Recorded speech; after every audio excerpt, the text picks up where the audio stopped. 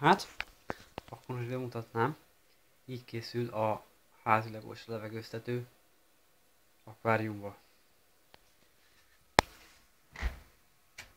Úgy csináltam, befőttes üveg, tök alap dolgokat használtam fel, hozzáteszem.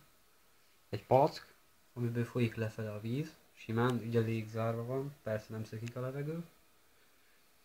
És miközben nyomja le a levegő, szépen oda átmegy. És lám,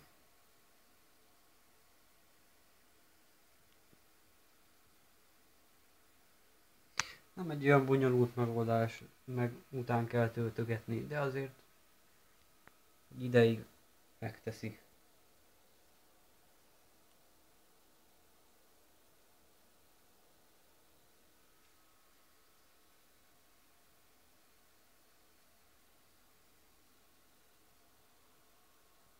Látni is milyen szépen